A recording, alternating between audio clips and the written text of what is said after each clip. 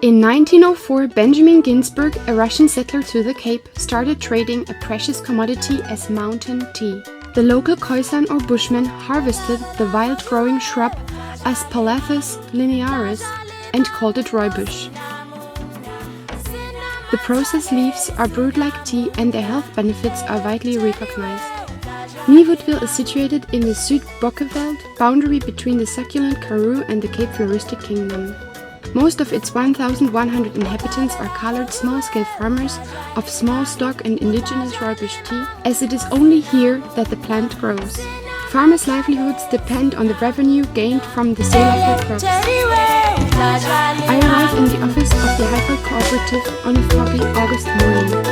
Two other organizations have their offices here. The Environmental Monitoring Group, short EMG, a non-governmental organization facilitating initiatives in terms of trade and its impacts on sustainable development in the South. Indigo, another non-governmental organization, provides services to the cooperative and focuses on empowerment of marginalized groups and development of rural communities. I'm going to have some rooibos tea now and I'm going to see what it tastes like.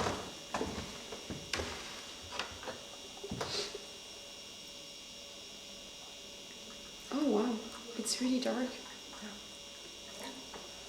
The Department of Agriculture could not resolve a conflict for subsidies in its top-down approach and consulted EMG in 1998 to present bottom-up solutions. When you first set up the co-op in 2001, how did your life change? How was it? How did you experience the change?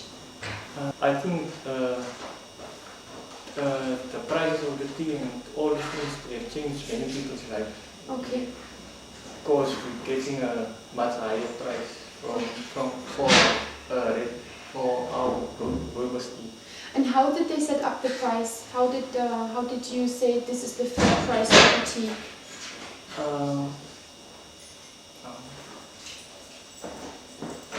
We looking at other prices in fair trade. There's a minimum price they pay for everyone, and I think that the price is quite higher than the other tea markets prices. Okay, so you approach the other prices of other farmers. Yeah. Okay. With fair trade, importers guarantee to pay a minimum price that covers the cost of production, the provision for family members, and funds for farm improvements. However, when the market price is higher than the fair trade minimum, the buyer must pay the market price. Producers and traders can also negotiate a higher price, for example on the basis of quality. Additionally to the agreed minimum price, a supplement, the so-called social premium, is paid. The money collected should be spent on social, economic and environmental development such as the building of a school or the installation of a retirement fund. An elected committee represents the interests of the members of the cooperative and will decide how the premium is spent. The Heiveld Co-operative decided to spend the premium on building and enlarging the tea court where the rooibos tea is processed. Yes, my function is to work with the members. I also do some members affairs, so I'm involved in the tea making and also in the record keeping of it. And I'm also assisting in the marketing department. And as you can see, the buildings, we have a big storeroom here. We also have the bathroom facilities, and then we also have the court itself. Most of the money is from the flow premium.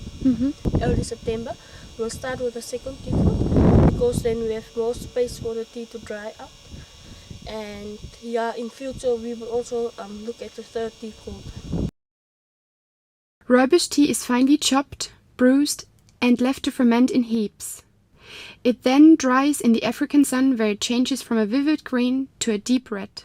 The processing has become more mechanized over the past century. Large-scale farmers demanded high rental fees to small-scale farmers to have their rooibos processed in their facilities. When EMG entered conversation with the farmers, they all experienced similar difficulties.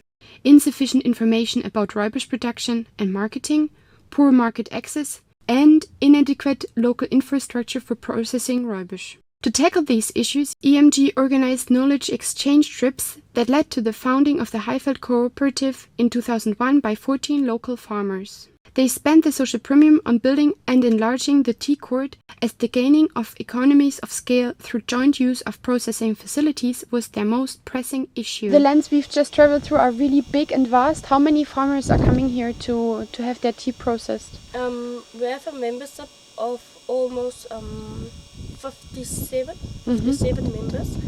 So, and you can also see that this is very isolated. But this is actually the perfect point for the members. It's a very central point for all the members to come here